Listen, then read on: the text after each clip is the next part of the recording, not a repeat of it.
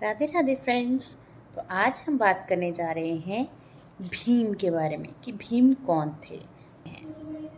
भीम पांचों पांडव तथा धृतराष्ट्र के सौपुत्र जो कौरव कहलाते थे, हस्तिनापुर में साथ साथ रहने लगे। खेल कूद हंसी मजाक सब में वे साथ ही रहते थे। शरीर बल में पांडु का पुत्र भीम सबसे बढ़कर था। खेलों में वह दुर्योधन और उसके भाइयों को खूब तंग किया करता। यद्यपि भीम मन में किसी से बैर नहीं रखता था और बचपन के जोश के कारण ही ऐसा करता था, फिर भी दुर्योधन तथा उसके भाइयों के मन में भीम के प्रति द्वेष भाव बढ़ने लगा। इधर सभी बालक उचित समय आने पर कृपाचार्य से अस्त्र विद्या के साथ साथ अन्य विद्याएं भी सीखने लगे। विद्या सीखने में भी पांडव कौरवों से आगे ही रहते थे। इससे कौरव और खिजने लगे। दुर्योधन पांडवों को हर प्रकार से नीचा दिखाने की कोशिश करता था। भीम से तो उसकी जरा भी नहीं पटती थी।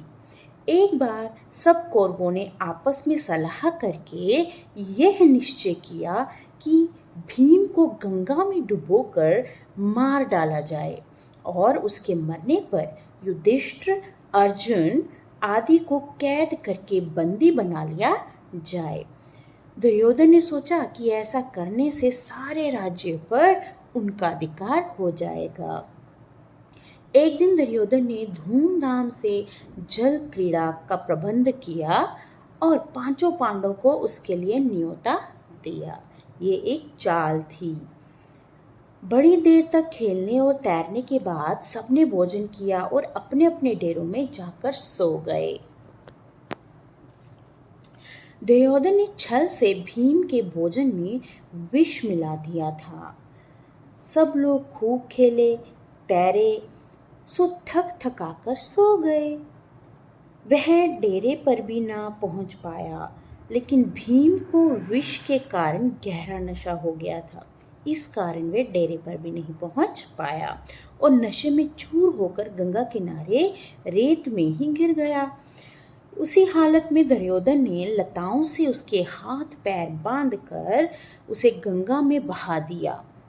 लताओं से जकड़ा हुआ भीम का शरीर गंगा की धारा में बहता हुआ दूर निकल गया। इधर दुर्योधन मन ही मन में ये सोचकर खुश हो रहा था कि भीम का तो काम ही तमाम हो गया। जब युधिष्ठिर आदि जागे और भीम को ना पाया तो चारों भाइयों ने मिलकर सारा जंगल तथा गंगा का वह किनारा जहां पर जल क्रीड़ा की थी छान डाला, पर भीम का कहीं पता ना चला। अंत में निराश होकर दुखी हृदय से वे अपने महल को लौटे। इतने में ही क्या देखते हैं कि भीम झूमता झामता चला आ रहा है। पांडवों और कुंती के आनंद का ठिकाना ना रहा भीम को देखकर। युधिष्ठिर, कुंती आदि ने भीम को गले से लगा लिया। उसने विदुर को बुला भेजा और अकेले में उनसे बोली, दुष्ट दुर्योधन जरूर कोई ना कोई चाल चल रहा है। अब ये देखिए, जो कुंती है उनकी माँ, उन्हें पता है कि दुर्योधन कुछ ना कुछ चाल जो है मेरे पुत्रों को मारने की रच रहा है, ताकि पूरा राज्य उसके नाम हो जाए। राज्य के लोभ में वह भीम को मार डालना चाहता है। ये कहा किसने? कुंती ने। किसे? विदुर से। मुझे इसकी चिंता हो रही है। राजनीति कुशल विदुर कुंती को समझाते हुए बोले, तुम्हारा कहना सही है, परंतु कुशल इसी में है कि इस बात को अपने तक ही रखें। इस घटना से भीम बहुत उत्तेजित हो गया था।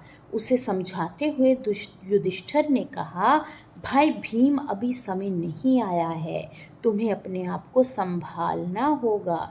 इस समय तो हम पांचों भाइयों को यही करना है कि किसी प्रकार एक दूसरे की रक्षा करते हुए बचे रहें। भीम के वापस आ जाने पर दुर्योधन को बड़ा आश्चर्य हुआ। उसका हृदय और जलने लगा। तो देखा किस प्रकार दुर्योधन ने भीम को मारकर उसके बाकी भाइयों को यानी कि पांडवों को एक तरह से पूरी तरह से क्या करना, उनका अंत करना चाहा, ताकि हस्तिनापुर में पूरा का पूरा राज किसका हो जाए, दुर्योधन का हो जाए। पांडु जो थे वो खेल कूद में भी बेहतर थे, व्यवहार में भी बेहतर थे, देखने सुनने में बलशाली थे। तो दुर्योधन को ये सब खूबियाँ जो उनकी थी वो अच्छी नहीं लगती थी, वो चिढ़ता था उनसे, इसलिए उसने ये छल ये कपट करना शुरू किया। वास्तविक में देखा जाए तो जो इंसान है, जो मनुष्य है, इस कलयुग में भी यही सब होता आ रहा है। सतयुग में भी यही सब चल रहा था और कलयुग में ये सब और अधिक होना शुरू हो गया है। इसलिए हमें अपने आँख कान जो है खुले रखने चाहिए कि हम कैसे लोगों के साथ उठते बैठते हैं, हमारा रहन सहन कैसे लोगों के साथ है, कोई किसी प्रकार का षड्यंत्र तो नहीं रच रहा। इसलिए हमेशा सावधान रहें। हमें पता होना चाहिए कि हमें किसके साथ कैसी बात करनी है, कितनी बात करनी है, क्योंकि आज का समय ऐसा बिल्कुल नहीं है, क्योंकि आज के समय में ईर्ष्या की भावना लोगों में बहुत ज़्यादा है। क्या कहते हैं, 100 प्रकार के पकवान पड़े हों, लेकिन लालची लोगों को दूसरों की थाली में अधिक ही नज़र आता है, चाहे वो उन्होंने खुद मेहनत करके बनाया हो।